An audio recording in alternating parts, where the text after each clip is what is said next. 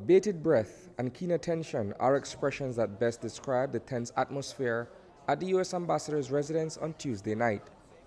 It is a quadrennial gathering of friends, families, and employees for an election watch party at the home of Ambassador Carlos Moreno. Several guests are seated inside a viewing room, held intently by ever-changing figures on a large screen. The facts being absorbed are incoming results of the United States presidential election of 2016.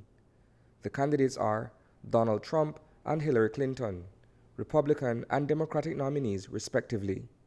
I'm excited that today is election day, mostly because most people I know feel that when they voted, they went and voted, but they felt that they voted between the lesser of the two evils.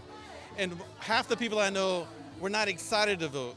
It's a sentiment that is shared among Americans both at home and abroad.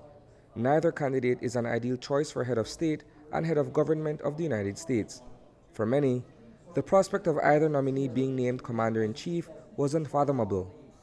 But here they are tonight, collectively holding their breath, awaiting the outcome of a fiercely fought campaign 2 countries away. This is an event that is really celebrated at U.S. embassies throughout the world.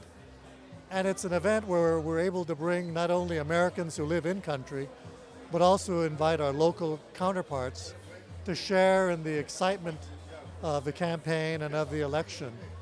This particular election, I know, has been followed intensely by Belizeans. Indeed, the presidential race has been as much a trending topic among local pundits as is the current political climate in Belize. In fact, a forum has been organized to discuss the potential impact of a win for Hillary Clinton as the first woman president of the United States. That reality is still distant. For now, Trump is ahead by a narrow margin. I have voted for Hillary Clinton. As we all know, she's a Democrat. I'm a registered Republican, all right? And so I always vote for the best person, not by party. And I believe that she's responsible, she's been around, she has history with the government, she understands how things work, both being the First Lady with her husband, being in all of the various things. Mr. Trump has no experience in that. Naivete seemingly plays no role. The underdog continues to defy all odds. Dr. Paul Huisnant, an American citizen residing in Belize, believes that, like himself, many voters are simply fatigued and are ready to move on past tonight. Most people I know are more excited for this election to be over with. They want there to be closure. They want to be able to move on and begin healing and move forwards. It's been very controversial, very dirty election, a lot of nasty comments, a lot of things going on. And we just want to see some sort of closure.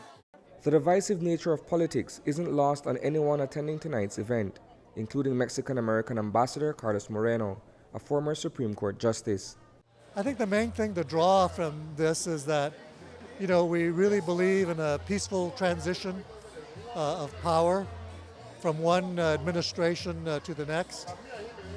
We believe that the elections are free and fair and essentially corruption-free. And I think when the results are finally in, I think we're obligated as Americans really to support whoever is elected president at the end of the day.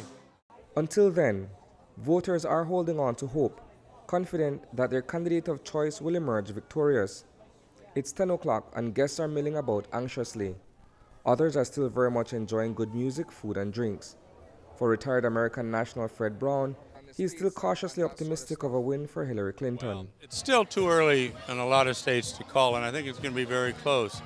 But I trust the election. I don't think there's any false, forgeries or any type of fraud going on.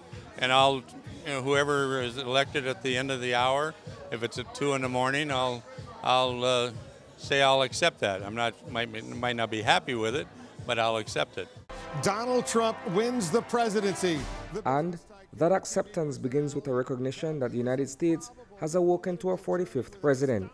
Despite losing the popular vote to Hillary Clinton, billionaire businessman come reality television host turned GOP candidate Donald Trump has edged out his opponent by as many as 62 electoral votes to become president-elect of the United States.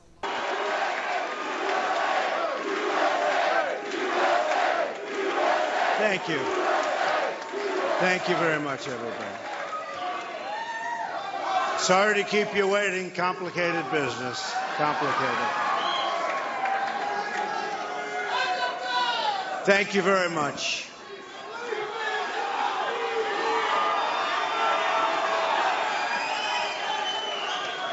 I've just received a call from Secretary Clinton.